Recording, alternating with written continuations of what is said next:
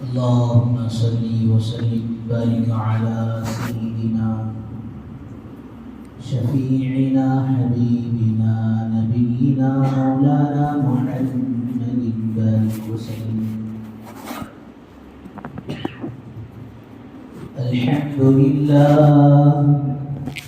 الحمد لله نحمده ونستعينه ونستغفره ونؤمن به ونتوكل عليه ونعوذ بالله من شرور أنفسنا ومن سيئات أعمالنا. من يهده الله فلا مضل له ومن يضلله فلا هادي له. ونشهد أن لا إله إلا الله وحده لا شريك له. ونشهد أن سيدنا وسندنا مولانا محمدا عبده ورسوله. أما بعد فأعوذ بالله من الشيطان الرجيم. بسم الله الرحمن الرحيم. وقل للمؤمنات يغضضن من أبصارهن ويحفظن فروجهن. وقال رسول الله صلى الله عليه وسلم: الدنيا كله متاع وخير المتاع المرأة الصالحة، أو كما قال عليه الصلاة والسلام. رب اشرح لي صدري ويسر لي أمري واحلل عقدة من لساني يفقه قولي. اللهم صل على سيدنا محمد وعلى آل سيدنا محمد بارك وسلم في كلام أولنا. اللهم صل على سيدنا محمد وعلى آل سيدنا محمد بارك وسلم في أوسط كلامنا. اللهم صل على سيدنا محمد وعلى آل سيدنا محمد بارك وسلم في آخر كلامنا.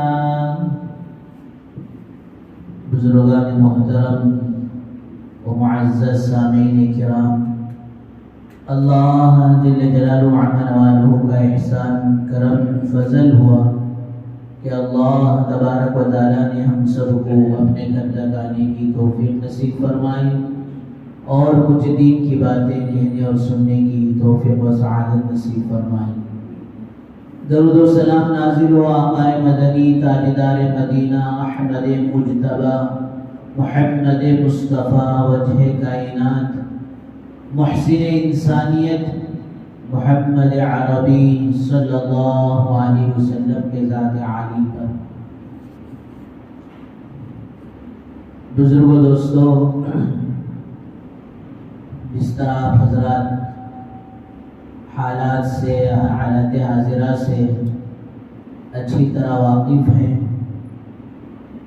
कि हमारे इस रियासत में पर्दे के उन्वान पर फ़िरक़ा परस्त लोगों की निगाहें पड़ी हैं और फिर तालीम से जिसका कोई ताल्लुक़ नहीं है ऐसे मसले को लेकर खामखा की परेशानियों में उलझा रहे हैं। दुआ फरमाएं अल्लाह तबारक व तआला इन फ़िरक़ा परस्त लोगों की चालों से अल्लाह हम सब की और पूरी उम्मत की हिफाजत फरमाए। बुजुर्गों, दोस्तों, हिजाब और पर्दा शरीयत का एक शिआर है, शरीयत का हुक्म है, बल्कि फ़िरक़ा परस्त जितना भी ज़ोर लगा लें, जितनी भी ताकतें लगा लें, हमला आवर के हमला होने से पहले चोर के چوری کے لیے داخل ہونے سے پہلے امت مسلمہ کی یہ ذمہ داری بنتی ہے کہ اپنی دینی قلعوں کو مضبوط بنائیں، یعنی اپنی عورتوں کی زندگی میں کامل اور مکمل دین لانے کی کامل اور مکمل فکر ہو۔ بالخصوص اولاد کی تربیت کا ہر باپ، ہر پیرنٹس، ہر والدین ذمہ دار ہیں، اور اس میں سے بھی بالخصوص بچیوں کی تعلیم و تربیت کے تعلق سے دوستو ہم سب کو فکر مند رہنا چاہیے۔ اور اللہ تبارک و تعالیٰ نے ہمیں جو یہ دنیا میں بھیجا ہے، یہ نہیں کہ صرف اور مخلوق کی طرح اور لوگوں کی طرح صرف زندگی گزار کر دنیا سے چلے جائیں، بلکہ بزرگوں دوستوں ایک مقصد کے تحت اللہ تعالیٰ نے ہمیں دنیا میں بھیجا ہے۔ میں غالباً پچھلے مہینے میں بھی اس پر تذکرہ کیا تھا کہ دنیا کی زندگی کا مقصد کمانا اور کھانا، کپڑے پہننا، یہ کوپے ڈبانا اور مر کر جو ہے چلے جانا، یہ مقصد نہیں ہے۔ مقصد تو اللہ کا دین ہے کہ اللہ نے جس حال میں بھی ہمیں رکھا ہے اس حال میں رہ کر اللہ کو راضی کر لی۔ اللہ تبارک و تعالیٰ نے جس حال میں بھی ہمیں رکھا ہے اس حال میں رہتے ہوئے اپنی آخرت کو بنا لیں اور سنوار لیں۔ لیکن بزرگوں دوستوں، اولاد کی تربیت کا تعلق مدارس یہ بعد میں ہے، مراکز یہ بعد میں ہے، مشائخ یہ بعد میں ہے، لیکن سب سے پہلے بنیادی تربیت گاہ، سب سے پہلے بنیادی درس گاہ، سب سے پہلے بنیادی مدرسہ دوستو اولاد کے لیے ماں کی گود ہوا کرتی ہے۔ شریعت کے باریک مسئلے میں اگر آپ جا کر دیکھیں، ایک بیوی بحیثیت بیوی ہونے کے اپنے مرد کی خدمت پر معمور نہیں ہے، کمپلسری اور اس پر واجب اور ضروری نہیں ہے کہ وہ کھانا پکا کر ہی کھلائے، کپڑے دھو کر ہی دے۔ اگر وہ کرتی ہے تو دوستو اس کے لیے اجر و ثواب کی بات ہے، اس کے لیے خیر و برکت کی بات ہے۔ ایک بہو ہے، اس کے ذمہ شریعت یہ لازم نہیں کیا ہے، اس کے ذمہ ضروری اور واجب نہیں کیا ہے کہ وہ ہر حال میں اپنے ساس اور سسر کی خدمت کرے۔ کیا حضرت اتنے بڑے باتیں بولے کہ نہ تمہیں پھر کرنا کیا ہونا، پکانا بھی نہیں کرتے، دھونا بھی نہیں کرتے، جی ساس سسر کو دیکھنا بھی نہیں کرتے، پھر کرنا کیا؟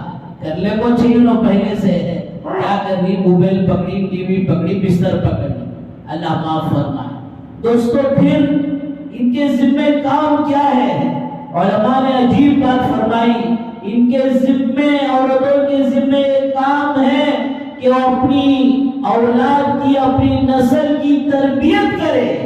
یہ سب سے بنیادی ذمہ داری ایک ماں کی بنتی ہے۔ اور کوئی کام میں دوستو کمی پیشی ہو جائے، قیامت میں اس کی پکڑ نہیں ہوگی۔ اگر اپنے اولاد کی تعلیم و تربیت کی فکر نہیں کی اور اپنے اولاد کو دیندار نہیں بنایا تو کل قیامت کے دن اس کے بارے میں پکڑ ہوگی۔ 28ویں پارے میں اللہ نے خود فرمایا، یا ایھا الذین آمنوا قوا انفسکم واہلیکم نارا، ایمان والو اپنے آپ کو اور اپنے اہل و عیال کو دوزخ کی آگ سے بچاؤ۔ اور پھر کل قیامت کے دن یہ اولاد گریبان پکڑے گی اور پھر کہے گی ربنا انا اطعنا سادتنا وکبراءنا فاضلونا السبیل۔ اے اللہ، جس طرح ہمارے پیرنٹس نے جس رخ پر ہمیں ڈالا اور جس طرز پر ہمیں ڈالا، جس راستے پر ہمیں ڈالا، ہم اس پر تو چلتے رہے اور چلنے کے سبب آج گمراہی کے منزل تک پہنچ گئے۔ ربنا آتihim ضعفین من العذاب، اے اللہ ان کو ایک ایک وہ اولاد جس کی دنیا سنوارنے کے لیے یہ ماں باپ اوروں کی دنیا کو تباہ و برباد کر کر دوسروں کا مال لوٹ لپیٹ کر اپنی اولاد کے لیے بنایا سوارا سجایا سب کچھ کیا، لیکن دین نہیں دیا تھا، تربیت ان کی نہیں کی تھی، تعلیم سے انہیں یہ آراستہ و پیراستہ نہیں کیا تھا، جس کی وجہ سے وہی اولاد وہ دنیا کے سارے معاملے کو ایک طرف رکھ کر کہے گی اے اللہ ان کو ڈبل عذاب دینا، خود بھی گمراہ ہوئے اور ہمیں بھی گمراہ کیا۔ وَلْعَنْهُمْ لَعْنًا كَبِيرًا، اے اللہ اتنا ہی نہیں، اے اللہ ہمارے ماں باپ پر آج بڑی زبردست لعنت بھیج دی ہے۔ اس لیے بزرگوں دوستوں، حجاب پردہ یہ کوئی معمولی بات نہیں ہے، یہ شریعت کا حکم ہے۔ ہماری بچیوں کو بچپن سے اس بات کی تعلیم و تربیت دیں، دنیا اجڑی تو اجڑے لیکن اللہ کے دین میں کمی نہ آئے۔ یہی حضرات صحابہ کرام رضی اللہ عنہم اجمعین مقصد لے کر زندگی گزارتے تھے۔ آج اللہ معاف فرمائے، اتنے بڑے شعار پر، پردہ اور حجاب پر اڑپی سے یہ مسئلہ شروع ہوتا ہے کالج سے، لیکن پتہ نہیں اس امت کو اس سانپ نے سونگ لیا ہو، کیا آخر ہو گیا ہے کہ بچیاں تو ڈٹ کر مقابلہ کریں اور اس امت کا غیرت مند کوئی سیاستدان ہو، کوئی اور بڑا رہبر اور لیڈر ہو، آواز اٹھانے کے لیے تیار نہیں ہو رہا ہے۔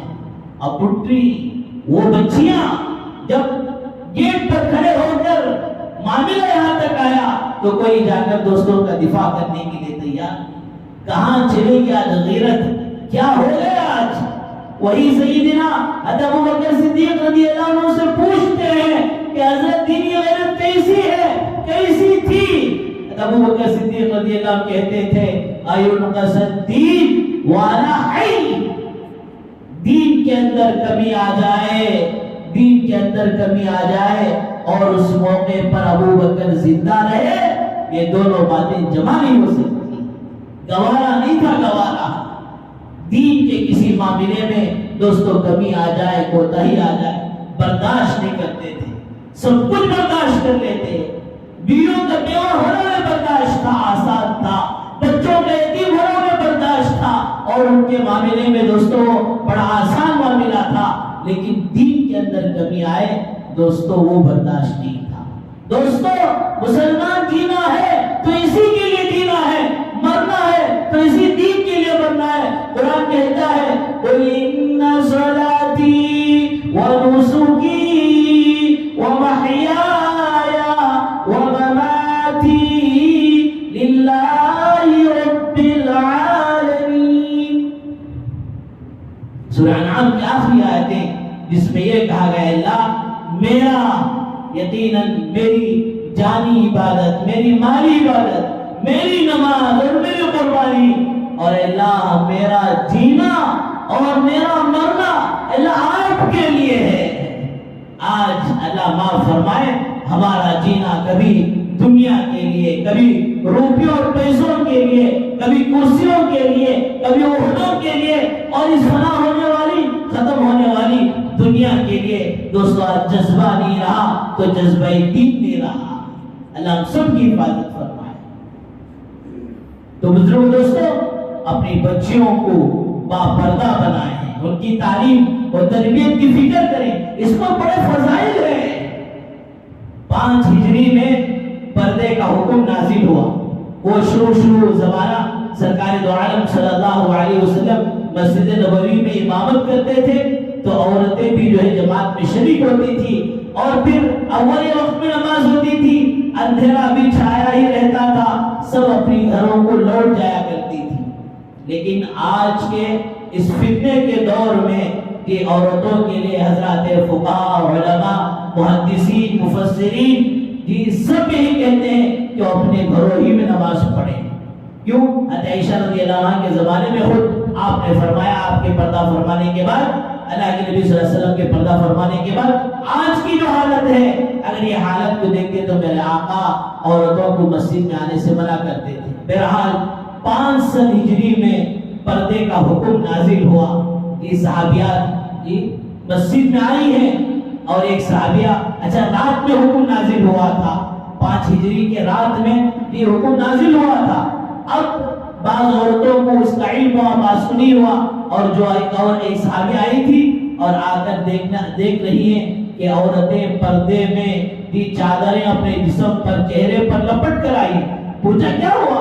ارے تمہیں معلوم نہیں رات پردے کی آیت نازل ہوئی ہے اس لیے ہم نے پردے کا اہتمام شروع کر دیا ہے.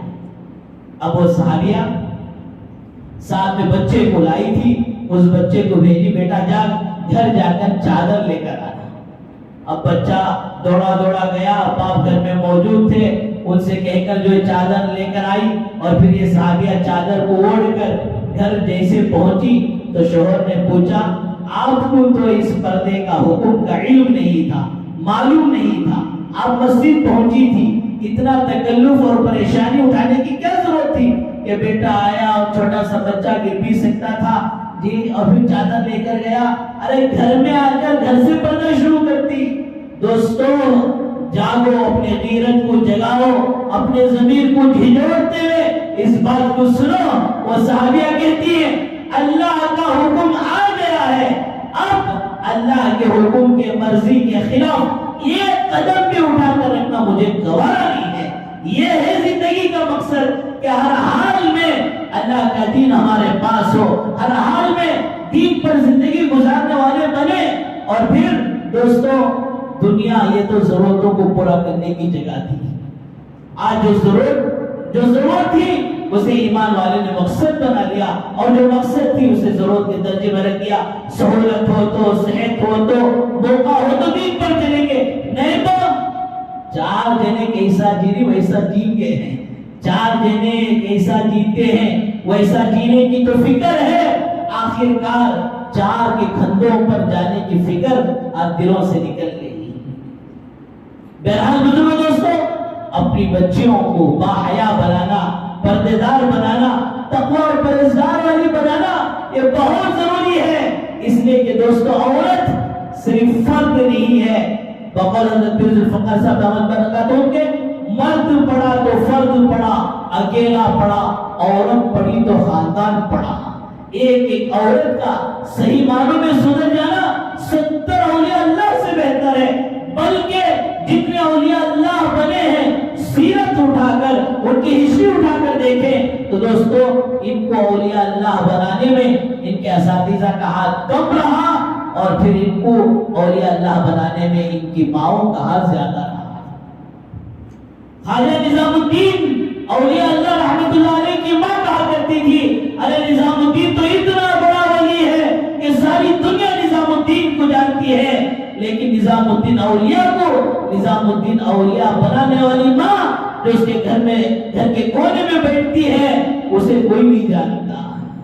تو بزرگوں دوستو اصل میں عورتیں تھیں جو ماشاءاللہ مردوں کو تیار کرتی تھی. وہ مائیں تھی جنہوں نے جنید بغدادی کو بھی جنم دیا, جنہوں نے خواجہ معین الدین چشتی رحمۃ اللہ علیہ کو بھی جنم دیا, اور بنا نبی رحمۃ اللہ علیہ, شیخ عبد القادر جیلانی رحمۃ اللہ علیہ کو فرمایا ان کا ماں باپ کا وہ تقوی تھا, جو پرہیزگاری تھی, وہ دینداری تھی, جسے اولیاء کا سرتاج بنایا تھا. اس لیے بزرگوں دوستو حدیث میں آتا ہے کہ جو ماں باپ اپنی بچیوں کو صحیح تعلیم و تربیت سے مالا مال کرے, صحیح تعلیم و تربیت سے ان کی پرورش کرے, اور پھر وہ بچی کا صحیح گھرانے میں نکاح کر دے. ورنہ اسلام سے پہلے یہی عورتوں پر بڑا ظلم تھا. جو لوگ مکہ گئے ہیں, عمرے پر گئے ہیں جی, وہ 70 پر 9 گیٹ سے باہر نکلتے ہی سامنے ہی جو برج ہے, برج کے نیچے بازو ہی میں قبرستان ہے. وہاں کے لوگوں سے پوچھیں کہ بھئی یہ تو قبرستان ہے لیکن یہ کسی کو دفناتے نہیں ہے, یہ کیسا قبرستان ہے؟ تو وہاں مکے کا باشندہ آپ کو کہتا ہوا ملے گا یہ وہ قبرستان ہے جبکہ زمانے جاہلیت میں بچیوں کے پیدا ہونے کو منحوس سمجھ کر زندہ دفن کرتے تھے. یہ واقعہ اس وقت آیا, اللہ کے نبی صلی اللہ علیہ وسلم فرما رہے ہیں کہ اللہ تبارک و تعالیٰ جسے 3 بیٹیاں دے, ان کی صحیح تعلیم و تربیت کی اس نے فکر کی, اور پھر ان کی صحیح جگہ رشتہ کیا. اللہ کے نبی صلی اللہ علیہ وسلم فرماتے ہیں اس کے لیے جنت واجب ہے. پھر ایک صحابی بیٹھے تھے، یا رسول اللہ مجھے تو صرف 2 ہی ہیں. آپ نے فرمایا 2 کے ساتھ یہ معاملہ کرو تو اللہ تمہارے ساتھ جنت کو واجب کرے گا. پھر ایک صحابی تھے، انہوں نے کہا یا رسول اللہ مجھے 1 ہی بیٹی ہے. فرمایا آپ نے کہ اس کے ساتھ وہی معاملہ کر، اللہ تعالیٰ تیرے ساتھ وہی معاملہ کرے گا. تو پھر 4تھے صحابی آگے بڑھ کر کچھ کہنے سے پہلے رو رہے تھے. وہی صحابی تھے جنہوں نے زمانے جاہلیت میں اپنے ہاتھوں سے اپنی بچی کو زندہ دفن کر دیا تھا. تو بزرگوں دوستوں، تو ایک روایت میں آپ نے فرمایا وہ ماں باپ، وہ باپ جو اپنی بچی کی صحیح تعلیم و تربیت کرے اور پھر اس کا ٹھیک جگہ رشتہ کرے، وہ یا یہ کہ اس کے نکاح سے پہلے بچی انتقال ہو جائے، جنت میں میرے ساتھ وہ یوں رہے گا. یعنی آپ نے ایک انگلی کے ساتھ ایک انگلی لگا کر بتائی. فرمایا حج پر حج ساری زندگی کرتے رہے یا اور کوئی بڑا سا بڑا عمل کر لے، اتنا قرب دوستو ہرگز کسی عمل پر نصیب نہیں ہو سکتا جتنا کہ ایک بچی کی صحیح تعلیم و تربیت کر اسے دیندار متقی اور پرہیزگار بنانے پر ملتا ہے. تو بزرگوں دوستو، ان بچیوں کی صحیح تعلیم و تربیت کی فکر کریں. فرمایا انہی بچیوں سے آگے اولاد چلتی ہے، وہی نسل بنتی ہے، وہی خاندان و قبیلہ بنتا ہے. آج اللہ معاف فرمائے کہ ہم نے آج دنیا کا جس طرح ماحول ہے اس ماحول کی طرح ہم بھی اپنی بچیوں کو یہ اس ماحول میں یہ ہم نے ایسے ہی چھوڑ دیا. اس لیے بزرگوں دوستوں، ایک بچی جب وہ بڑی ہوتی ہے تو فرمایا شوہر کے لیے بیوی بن کر اپنے شوہر کے آدھے ایمان کے مکمل بننے کا ذریعہ اور سبب بنتی ہے. اور جب وہ بیٹی بنی ہے تو باپ کے لیے جنت واجب کرانے کا ذریعہ بنی ہے. اور پھر جب وہ ماں بن جاتی ہے تو پھر اپنے قدموں کے نیچے جنت سوار لیتی ہے. اس لیے بزرگوں دوستوں، جب عورتیں دیندار بنتی ہیں، ہاتھ جب میں اٹھاتی ہیں تو فرمایا اللہ تعالیٰ ان کے ہاتھوں کو ضائع نہیں کرتا. دہلی کے اندر یہ قحط سالی پڑ گئی تھی، لوگ پانی کے ایک قطرے کے لیے پریشان حال تھے. فرمایا سب استسقاء کے لیے اور بارش کی دعا کے لیے جمع ہے کہ ایک نوجوان بچہ اپنی ماں کو اس زمانے کی سواری میں، اونٹنی کی سواری میں یہ لے کر جا رہا ہے. اور پھر جب اسے راستہ نہیں ملا رک گیا. ماں جو ہے پردے کے اندر اونٹ پر بیٹھ کر پوچھتی ہے میرے لال، میرے لختے جگر آپ کیوں رک گئے؟ کہا ماں لوگوں کی بھیڑ لگی ہے، راستہ نہیں مل رہا. پھر ماں کہتی ہے بیٹا جاؤ، جا کر ان لوگوں کی پریشانی اور جو ہے بھیڑ جمنے کی وجہ اور سبب پوچھو. بچہ جا کر پوچھتا ہے تو کہتے ہیں ہم سب استسقاء کے لیے جمع ہوئے ہیں، بارش کے لیے، صلاۃ الاستسقاء اور اس کی دعا کے لیے ہم جمع ہیں. تو فوراً جو ہے بچہ جیسے آ کر کہتا ہے اس پردے میں بیٹھ کر بوڑھی ماں جس کی آواز کو نہ تو کوئی سن رہا ہے، نہ تو اس کے چہرے کو کوئی دیکھ رہا ہے، نہ تو اس کے ہاتھوں کے اٹھنے کو کوئی دیکھ رہا ہے، جی ابھی 5 منٹ دعاؤں کے لیے ہاتھ اٹھا کر نہیں گزرے. دوستو علماء نے لکھا ہے کہ موسلادھار بارش جو ہے وہاں پر اسی وقت شروع ہو گئی.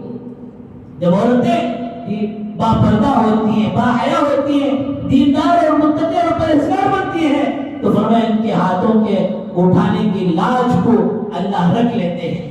بہرحال بزرگوں دوستوں، حالات بڑے نازک بنتے جا رہے ہیں. اس لیے میری آپ حضرات سے گزارش ہے کہ ہماری بچیاں اوروں کے کالجوں کے دروازے پر جانے کا ہم نے منظر دیکھ لیا اور حجاب پر، شعار اسلام پر یہ آواز اٹھاتے ہوئے ہم نے دیکھ لیا. اب تو میرے بزرگوں جاگو، آپ کیوں اتنا عرصہ 70 سال کا عرصہ آزادی کے بعد گزرا ہے تب سے آج ہمارے کالجز کیوں نہیں ہے، ہماری یونیورسٹی کیوں نہیں ہے؟ جتنا بھی ہمارا مال اللہ نے ہمیں دیا ہے، دولت دی ہے، فرمایا مرنے کے بعد اس کا 1 پیسہ اگر ہم نے دینی ملی رفائی کاموں میں خرچ نہیں کیا 1 پیسے کا نفع نہیں دے گا.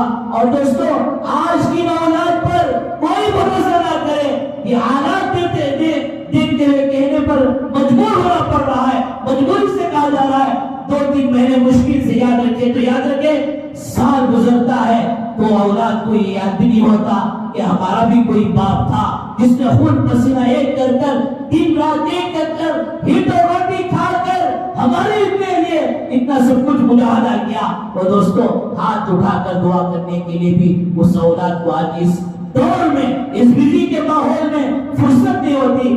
کاش کتنا اچھا ہوتا کہ اس امت کے لوگ اور خصوصاً مسلمان جو ہے فرمایا اپنے بلبوتے پر کہ میں یہ نہیں کہہ رہا کہ آپ یتیم خانہ بنا دو, میں یہ نہیں کہہ رہا کہ آپ اپنے پیسوں سے دھرم شالہ کھولو, نہیں, آپ اور چیزوں میں انویسٹ کرتے ہیں. کالجز کے کھولنے میں ایک اچھا ہمارا دینی ادارہ بھی ہو جہاں بچوں کے لیے علم دین کے ساتھ عصری تعلیم کا نظام ہو, اور پھر بچوں کے لیے بچیوں کی جو کالجز بنے, اس کے لیے آپ فکر کرو, قدم بڑھاؤ. آپ قبر میں مر کر چلے جائیں گے لیکن دوستوں دیکھیں گے ہول سیل پر جتنا خیر آپ کی فکروں پر, آپ کی محنتوں پر, آپ کی جان و مال لگانے پر خیر وجود میں آئے گا, وہ ثواب اتنا آپ کو پہنچے گا کہ آپ سوچتے رہ جائیں گے کاش ایک جھوپڑ پٹی میں زندگی گزار لیتا, روٹی اور چٹنی میں زندگی گزار لیتا, یہ اللہ کا دیا اور سب کچھ